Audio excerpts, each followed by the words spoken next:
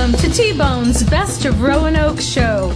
Music, comedy, and conversation featuring HB. The Honey Badger. Honey Badger don't care. Now, on with the show.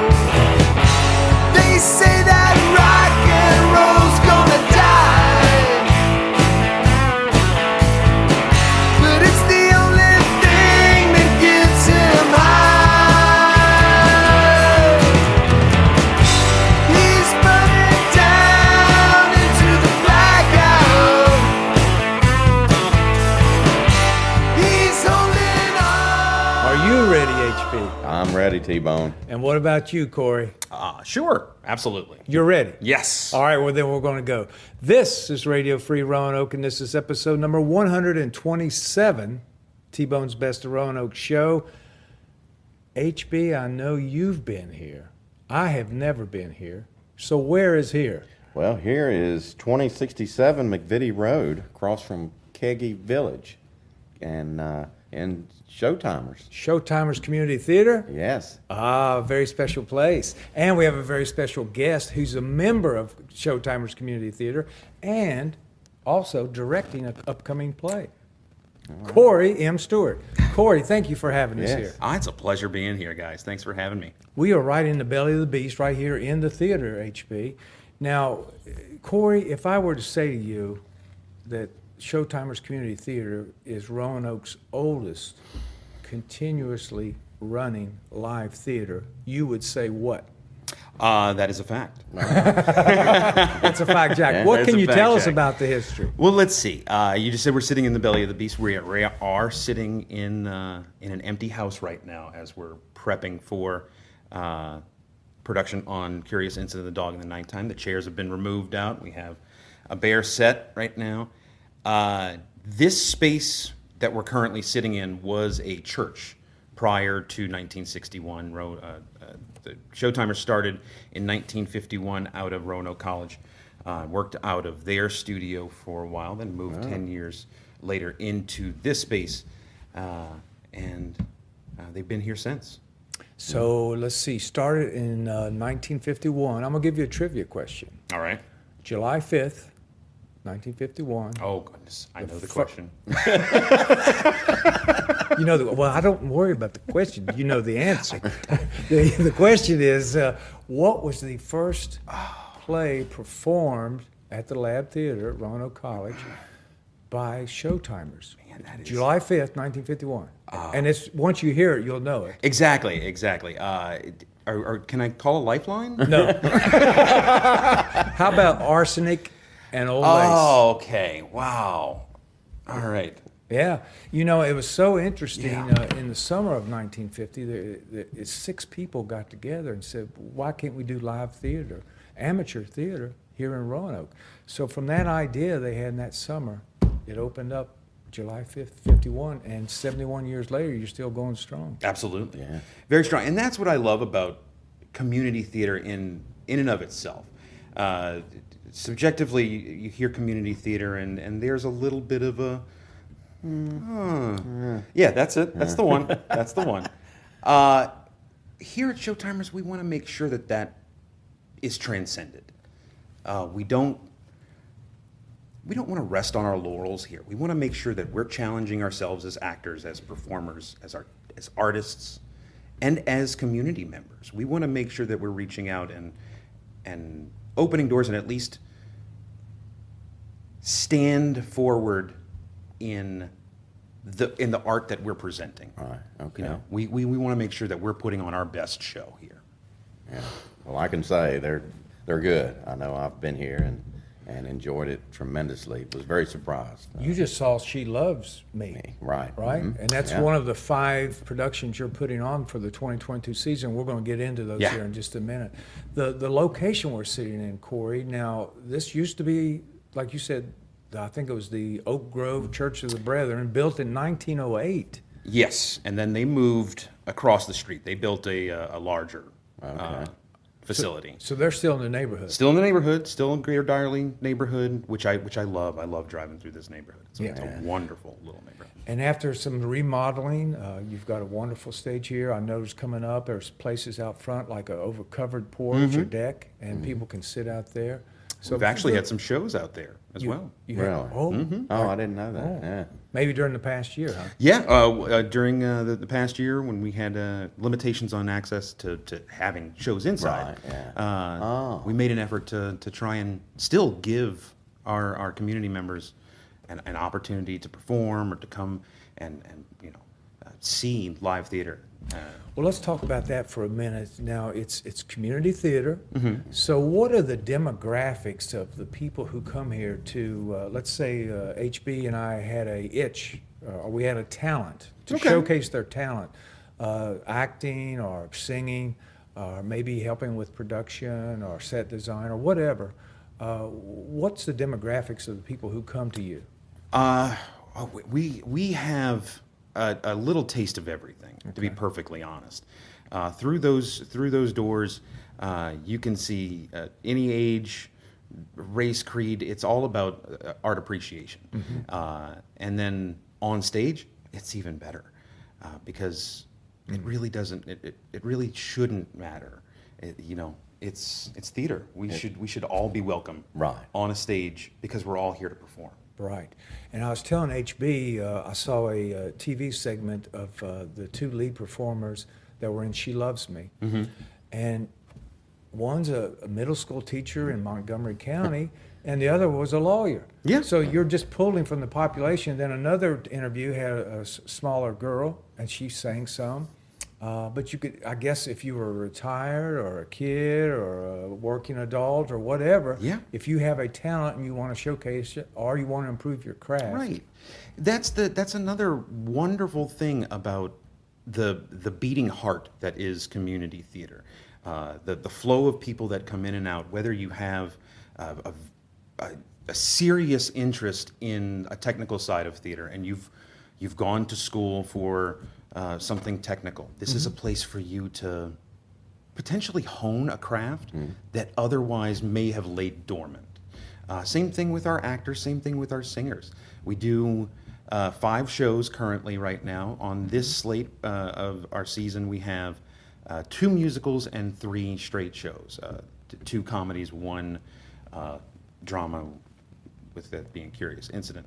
But auditions are always open to anyone. Okay. And- So how would I find out about auditions? Best bet for staying up to date is our social media presence, Facebook, Instagram. We do try and get that information on our website as well.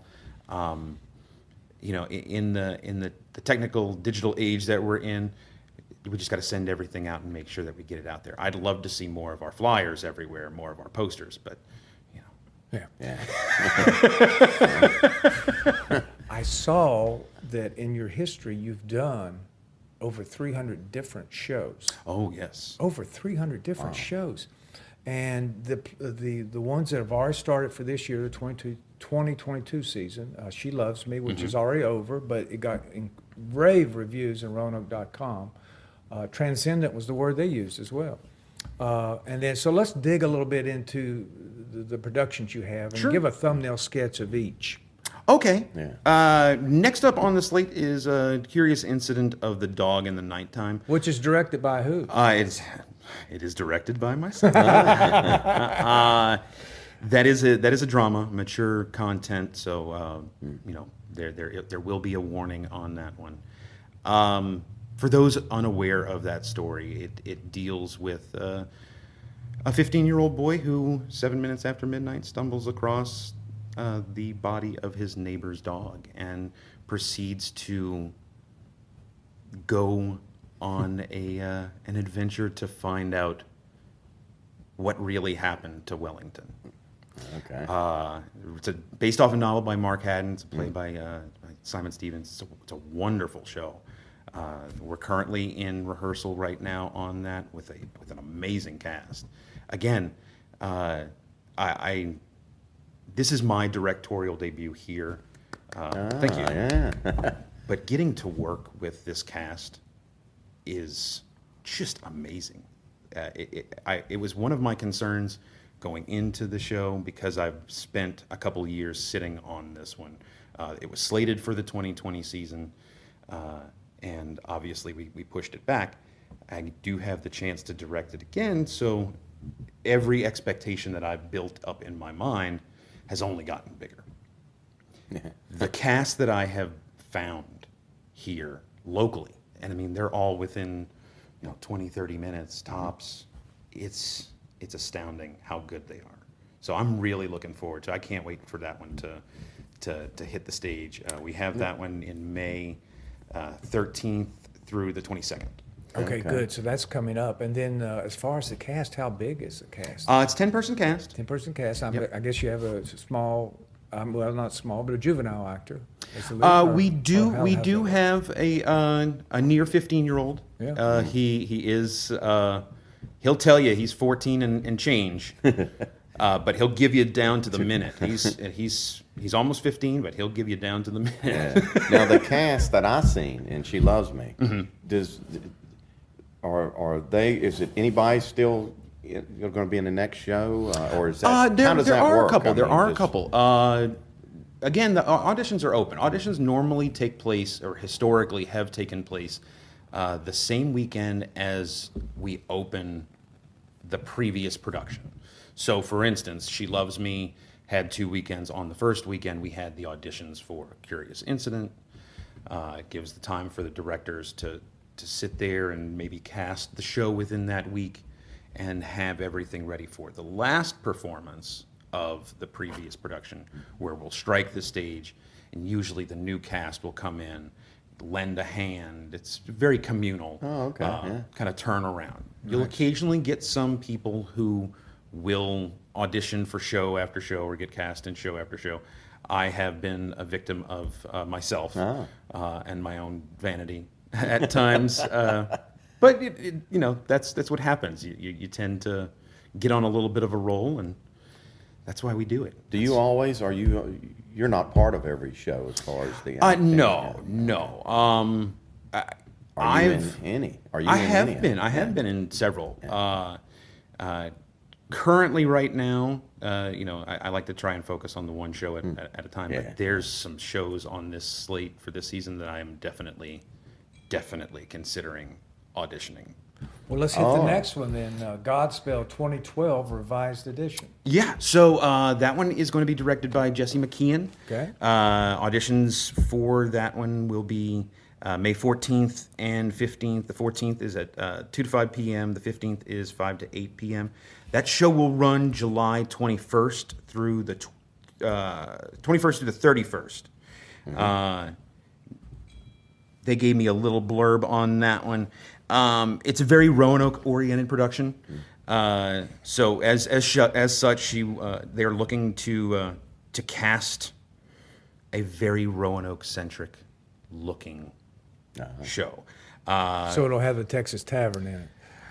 Perhaps. They're seeking specifically for this one. They're seeking 12 humans who can tell a story through song, dialogue, creative movement. Games, body types, all races, genders, age, abilities are exuberantly welcomed for this production. I've heard some of the design ideas that they have going into this show. This is going to be a Godspell like no other, and I hope Roanoke's ready for it because it's going to be wonderful. After that, we have a Halloween themed. We have Dracula Rides Again. That's written by Jeffrey Good, who's oddly enough has some ties locally. But that's going to be directed by Betsy Quillen. That's October 7th through 16th. And then we're going to close out. Go ahead. No. Before we leave Dracula, though, I'm intrigued by that. Dracula rides again. Yes. Now, can you give us any of the plot line on that? I don't want to give a comedy? It is a comedy. Dark I don't want to comedy? give. I don't want to give too much of it away because that's fine. this is one of those that I'm winking right now for all the listeners. This is one that I'm definitely going to be auditioning for. It is hilarious. Oh, okay. It's got a great title. Think Universal Monsters meets spaghetti westerns, with a touch of some maybe 70s farce. Okay. I get a very Zucker Kentucky Fried Movie Airplane Oh, gosh. vibe yeah. from Love. it. Oh, cool. So I read that script a couple of years ago and just fell in love with it. It's a blast. And that'll be in the fall. That's going to be in October, that'll be- 7th through 16th. Perfect. Okay. That sounds like a winner. Yeah, that's going to be a fun one. All right. And then rounding out our 2022 season is An Ideal Husband by Oscar Wilde. It's going to be directed by David Cole-Tausti, who is a staple here. He has directed numerous shows here, is a wonderful director and designer. Glad to have him on board to close out our 2022 season. And that's an Oscar Wilde show that actually recently had a little resurgence right before COVID and whatnot was getting some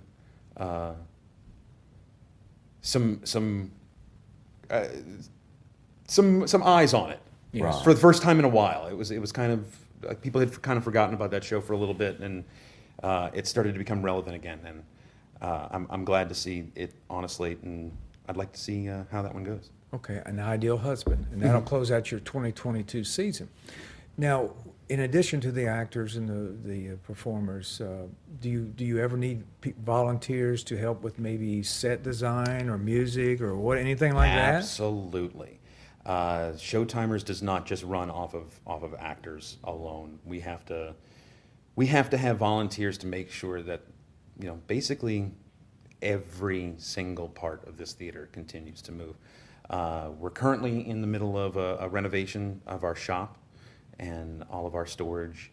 Our new set chair for our 2022 season, Mr. Cole Schradel, is working diligently to get us to a place where not just know-it-alls when it comes to shop work can go in there and build something, but it's accessible to anyone and everyone who wants to volunteer and drive a nail or drive a screw into a flat and help build and create the worlds that we get to play in on stage. Very nice. And they can access that, I'm sure, through your Facebook. Again, through our Facebook, we post our volunteer notices. We do have a couple volunteer clean days. We got our spring cleaning days coming up. We have one this Saturday, the 12th, starting at 10 o'clock. It's going to be for our some sets cleaning and some lights and sound. So anyone who has an interest in coming to help out with that, more than welcome to go on our Facebook page and sign up for those cleanup days. And then the following weekend on the 19th, we have more props and costumes. Again, our props chair, Miss Denise Pappas, and our costumes chair, Jamie Stewart, are just phenomenal at what they're doing. They have a great game plan, and I'm looking forward to making this place as streamlined and user friendly as possible. Yeah. Because that's the point. We want to make sure that door is open for anyone and everyone to come in here and do what they absolutely love to do. And if Corey, if someone is in the community, and that community is a big community, if they didn't know how to drive a nail or they didn't know how to sing or act, but they wanted to support Showtimers Community Theatre, could they be a member? Is there? You can definitely reach out to box office. Definitely email boxoffice@showtimers.org. I can put you in touch with our membership chair, Miss Miriam Frazier. She would absolutely follow up with you on all of those. We have events coming up that if someone were to say want to support us financially, monetarily. you know, we will definitely accept just about anything from anybody. And we'll definitely have moments like that to help people out. One of the things that's coming up that I think is an absolute, it's going to be just a wonderful, wonderful event. Is going to be called Junk in the Trunk. It's going to be April 30th, starting at 11 a.m. and going until maybe the wee hours of the morning, or until our neighbors tell us we're too loud. Yeah. But it's an outdoor event to benefit the vendors and or the vendors who are going to be here and Showtimers. The vendors are basically just established retailers. Anyone who wants to has items that they want to sell, use this as an opportunity to get into the greater Dyerly neighborhood or just into this 419 little nook over here and have a chance to introduce themselves and sell some of their items. All sales go directly to the vendor. The space rental comes to us. That's the only thing that we're going to be recouping on the actual event. We'll have stuff that we're going to be selling, maybe some old props or some old set pieces. Perhaps there's something we're selling that you saw on stage a couple of years ago, and something you're like, from arsenic and old letters. Perhaps we have a piece from 1951. Will there be liquid refreshment at this event? I believe there's going to be refreshments. I would hope that there's going to be liquid refreshment. I know there's going to be some sort of sustenance.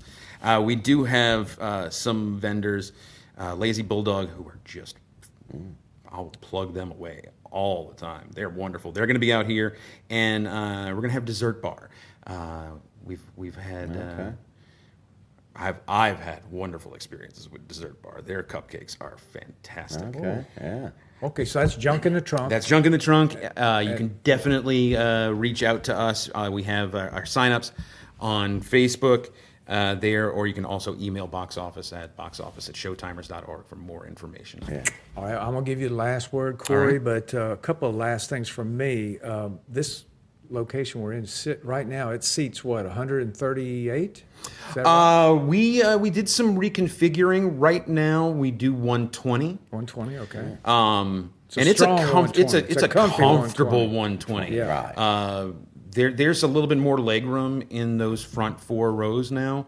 I know in some years past there were some issues with some people, being concerned about their knees and whatnot.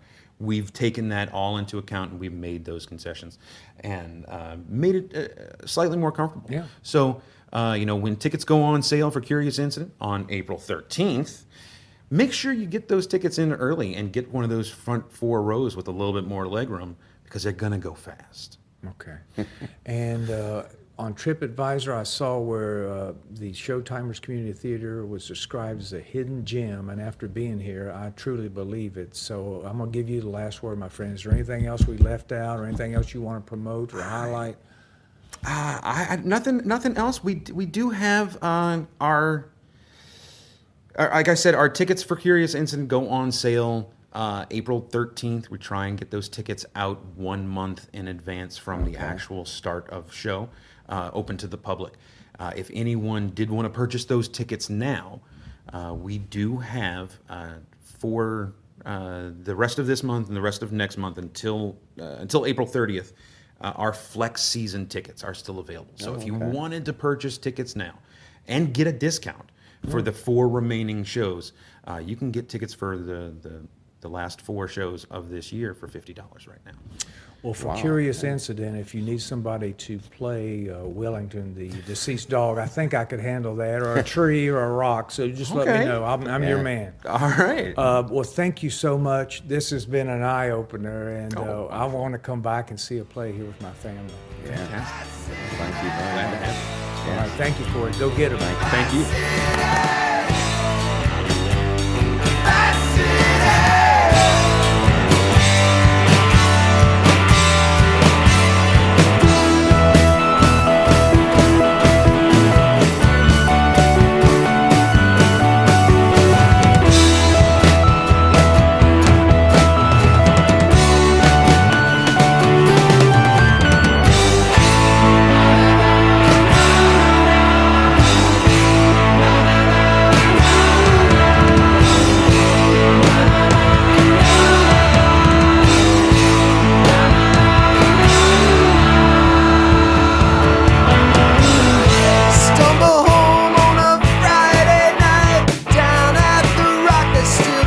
never fade. Our show announcer, Elizabeth Ann Hughes, recording engineer Mike Hawley, executive editor J.T. Woodrum, and thanks for stopping by.